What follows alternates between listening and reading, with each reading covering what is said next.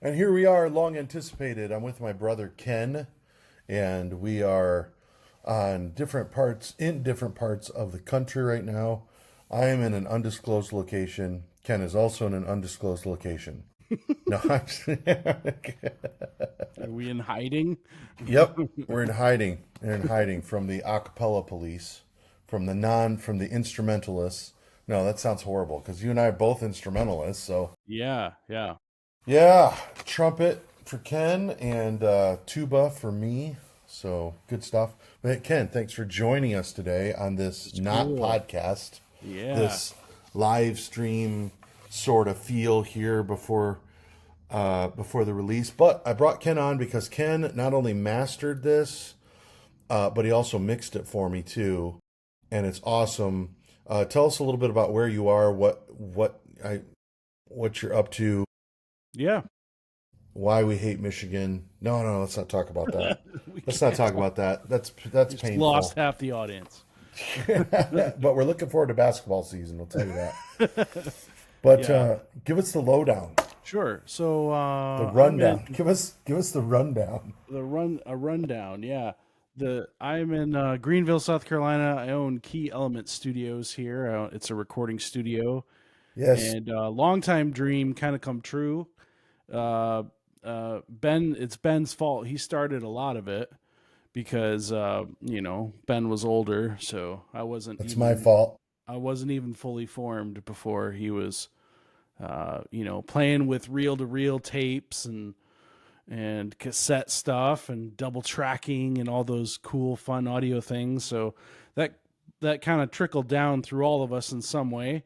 And always wanted to do this. An opportunity came about a little over 3 years ago, and opened my studio, and a great partnership with Majesty Music here. They already had the facility, With Patch the so Pirate folks. yeah, Patch the Pirate, which you and I grew up on, Yeah. and so it's been really really cool, and been able to do my productions and sound. I mean, anything that had to do with sound, audiobooks, music, and podcasts, and TV and film, post production and production, just anything I get my hands on audio wise. So that's And where I'm at right now. you've worked with some cool people too in the industry. Um, uh, and it's been super. Yes, it has been super. Yeah. Yes. uh, you want me to name drop? Is that what Well, that's the I lead was up? just I was setting up a softball for you in case you wanted to, but I mean you got to work with some pretty famous people, including one in particular. Yeah, well, one in particular was Superman, the gentleman who played Superman in the Lois and Clark TV show. He came and did a film, actually a faith film, based here out in Greer, South Carolina, and it was one of the very first films I worked on. And so, some of the first people I mic'd up for a feature film production was Superman, was Dean Cain. So Here's yeah, this microphone. I got to shove it in your ear. yeah, I got to tape y'all up and Yeah, I know run the he's used to it, wires. of course, but Yeah, yeah. yeah, what an opportunity. That's really cool. Yeah, that was kind of cool. If people don't know, they should know we're huge Superman fans. So that was pretty cool. There's only a few people that have worn the cape. So Yeah, and before we go off, legitimately, I mean, we all have had towels. We were kids jumping around, and yeah, so yeah. yeah. Before we go completely off the rails on Superman, because that's not what this podcast is for, but I'm the one that brought it up purposefully. Hmm. But it's like I like the fact that we have the opinion that, you know, just about any Superman movie, show, whatever, it's cool to have Superman. Like we don't participate in these negative things. We're like, I hate that Superman. I hate that Superman. It's like Oh yeah, anytime there's a Superman out there, we're like, hey, we're going to support that. yeah. We'll support the good of what Superman represents and the fun it Right. brings for families and stuff. Yeah, let Right. everybody else fight about who's better and all that Right. stuff. Right. Right. Yeah, Exactly. Yeah. yeah. Exactly. It's multi generational. Dad grew up with George Reeves' black and white TV show, and so we kind of grew up on that stuff. Just good, clean fun for the family, and of course for the family of four boys. all of us running around like that, you know, it was good for us. Good to get some energy out and some positive impact on us. So That's yeah, right. That's right. Probably drove our sister nuts, but yeah. Poor Natalie. Yeah, so that directly relates to the music video we're going to talk about. Not really, doesn't at all.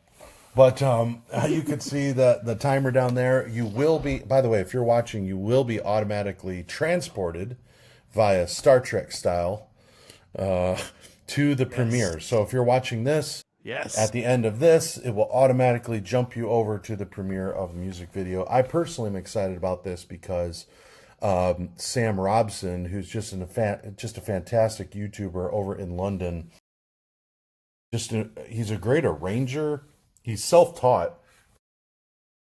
His visuals, though, are just as impressive, if not more so, than his vocals. The way that he does all these designs, and it's just amazing. So I highly recommend checking out his stuff over there. His Prince of Egypt medley is probably my favorite. It's just out of this world. Yeah. And the range on this, even the arrangement he did for me, and I asked him, I said, hey, I do not have the range that you do, so, you know, I can go as low as necessary now, but the high stuff was just crazy to do, and it took me a long time. But he kept the lead vocal for me in my power range, so I was grateful for that. Yeah. But as you were going through, I mean, I don't know how interested people get in this stuff, but basically I recorded each part and then sent them on to you. And I mean, what are you doing when you get those things? Well, describe your process a little bit. Yeah, I mean, you got to be organized. So the first thing I got to do is take Ben's 97,000 tracks and organize them. Yes. Thankfully they were all labeled nicely, so it was easy. But you want to put them all in the groups, you know. Basses are here, tenors and baritones and leads, and any alternative or ad lib, or what do you want to call it? Extra tracks are in there, and you understand where they all are, and because that's the if you don't know what you're working with and stuff like that, you're not going to have a good session anyway. So, but something that's different between like mixing an a cappella song versus something that's instrumental is, especially if you're doing one voice, you're gonna have a ton of buildup, frequency buildup. So what that means is if you it just sounds horrible. Yeah, you're out there. There's so and you much record build your up. voice. Yeah, you build up of awfulness.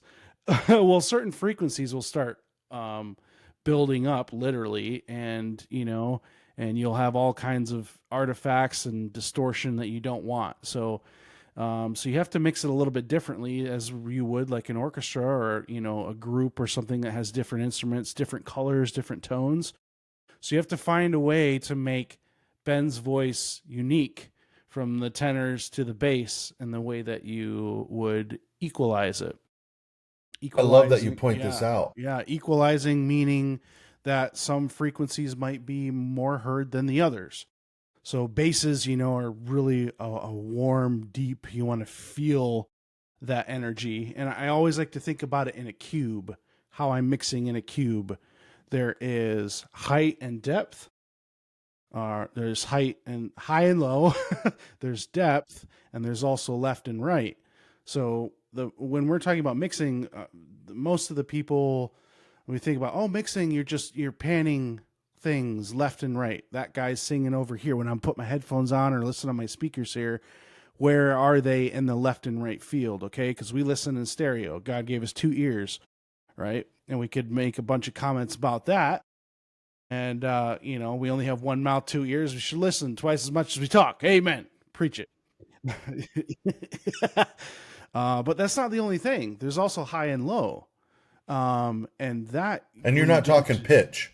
I'm talking a lot of people think you're talking a pitch, but that's not what you mean. And that can kind of blend into that. But high and low in the space of a stereo 3D image field, if you want to think about it, when you're listening to something, if you listen to like a cymbal or a flute or a piccolo, you're hurting my ears. Yeah, that's perceived as higher, like above our heads. You might feel it like in the back of your teeth or something like that. That's how I feel it, like like kink, kink, kink, well, those frequencies, and those are much less noticeable in the human voice. Our human voice is a little bit down the range of frequency in the sense of pitch. Sopranos have much higher frequencies, and they're perceived as up here. Bass and baritone, those warmer tones. And what I mean by warmer is like the you feel it more. You'll feel it lower, maybe in your gut. If you're in a marching band and you hear the bass drums, boom, boom, you're feeling it here in your in your chest. And so there's that. But then there's also depth, how far away something is and how close it is. Exactly. Yeah. That's right. Near, far. I remember Near, that. Near, far. far. Is that Grover, right? Yeah. That's going way Sesame back. Street days. Yes, before they were all woke. Yeah. I can't remember the last time I watched Sesame Street. Yeah. But that can be volume. Mm-hmm. As I go farther away, as I'm going back here, I'm getting quieter. And near, far. Yeah, that's a perfect example, Ben. I should just use that. So think about a cube. Think about a cube next time you're listening to a song and like where everything is in that space. Are the saxophones? Where are they when you're listening to it? And that's a really good way to kind of visualize how we hear music. I love this because when you talk about saxophones, where are they anyway? Right, because saxophones and trombone players. You never know where they are. They're always out to lunch somewhere. You say, well, that's kind of mean. No, it's not. It's just it's an instrumentalist joke. So, but I love these pictures because as we do work in acapella, and acapella is just it's been just like Superman. It's been a part of our family. So all of us enjoy acapella, and of a variety of genres too, because there's barbershop, which is a certain style and a certain feel. Yeah. But then you've got your, this is different. It's not street corner doo-wop either, which has its own feel.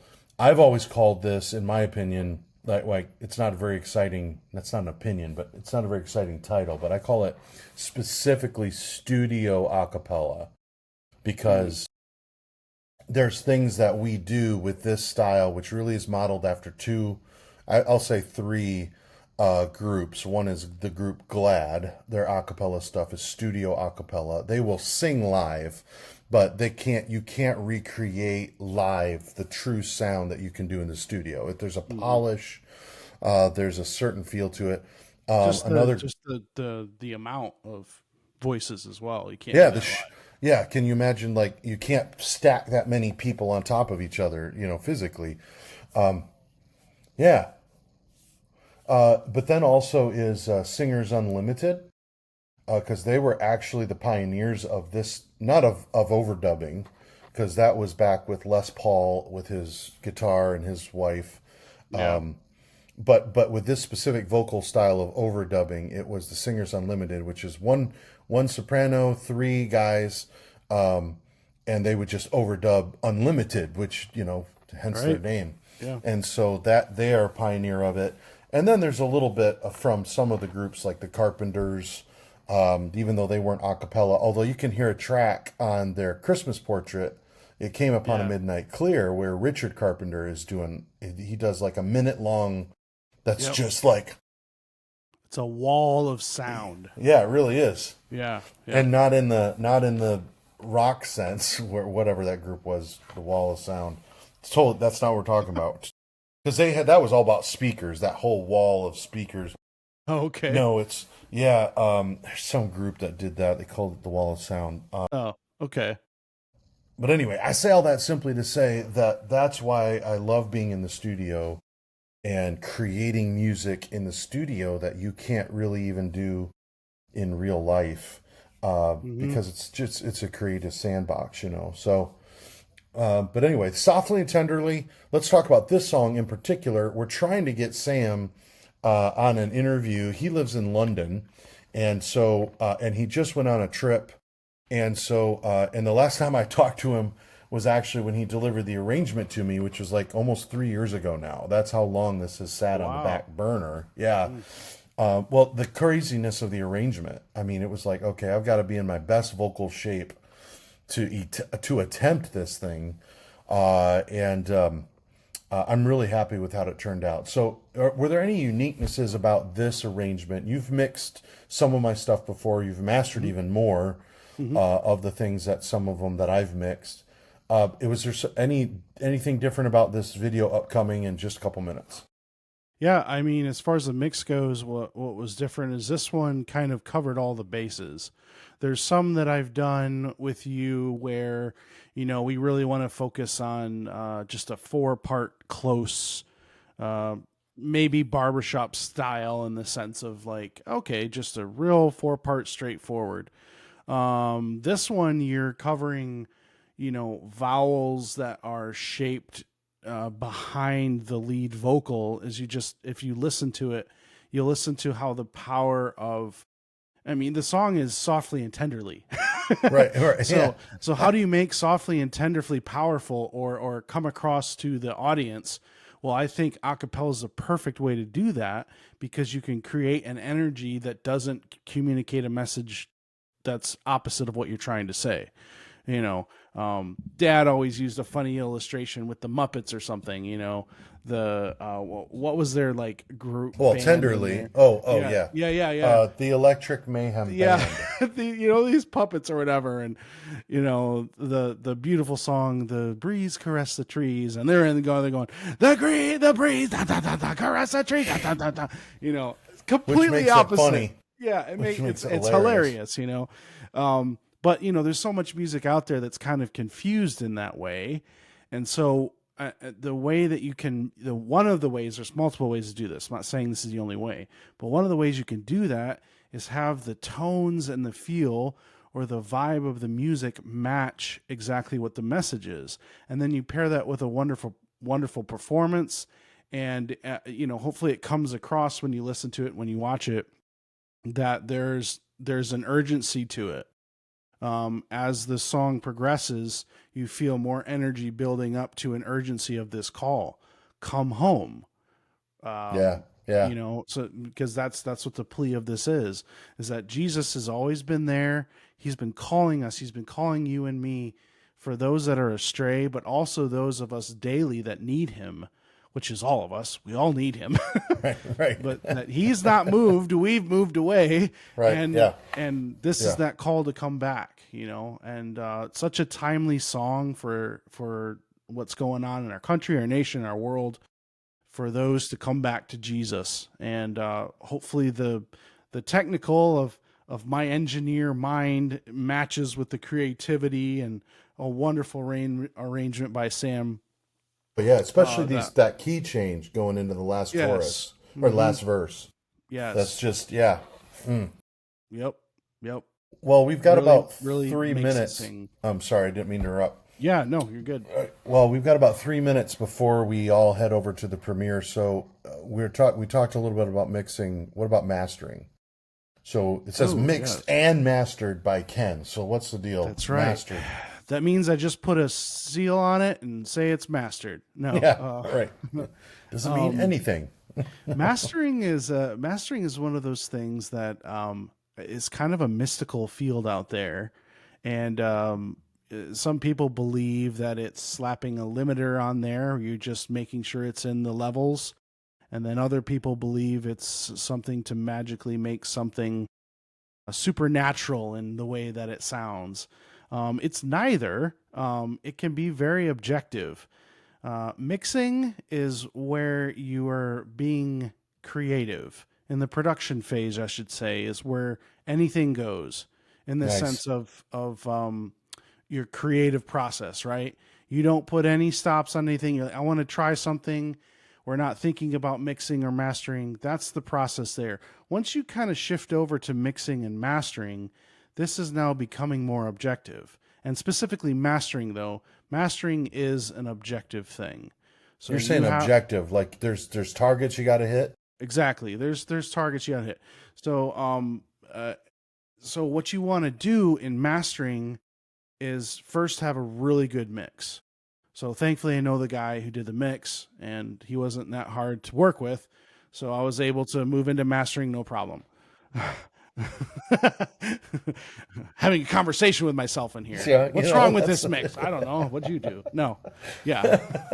The problem with arguing with yourself is when you start losing the arguments. That's the problem. It's, That's a very bad problem to have. But the better the mix, what mastering does is it enhances the character of what's already there. I love that. Yeah. What you not only is it getting it to specs of like, where is the song going to be released? That's the technical things. It needs to be at 14 LUFS, LUFS. Loudness factor needs to be here, and you want a good dynamic range. Those are factors that we can use meters in the industry that tell us, hey, we're hitting our targets. Yep. Bing, bing, bing, bing. You hit your target. You have now become a mastering engineer. That's one aspect of it. There is enhancing the music in the creative way through mixing to then get to mastering to lift it to where you want it to sit and deliver it to somebody. Well, I'm interrupting just because our time is running low, but I want to do this more often, specifically with the stuff that you're working with me on, and it's really awesome to start this partnership. And Yes. And I will say this too. I know he's my brother, but just the level of ability that he has in both mixing and mastering, I don't ever want to lose my ability to mix, and I do some mastering myself, so I have to do some of it myself so that I don't lose that ear. But his ability, if you're out there and you've got music that you want mastered, anything from old stuff that needs to be noise cleaned up, he can do that.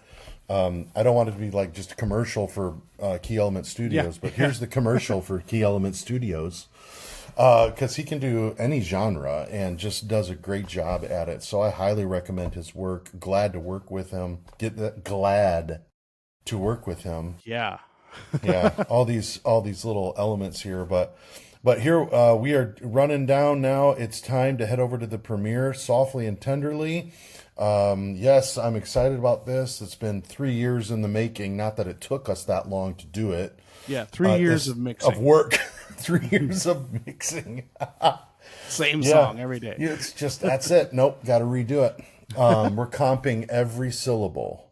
No. But Sam Robson, fantastic arrangement. Me on the vocals, of course, and then Ken mixing and mastering. We hope you enjoy it. Oh, and I do want to say this. Please share this with others. My channel has gotten a little bit dormant over the last little bit, and just something that happens. The YouTube algorithm is kind of mysterious sometimes. So you can really, really help our ministry out by sharing this and definitely subscribing so that you never miss anything. But now, without further delay, let's hop over to the premiere, and I'll get in the chat there. Ken, thank you so much, and we'll catch up with you soon. Yes, thank you. All right, here we go.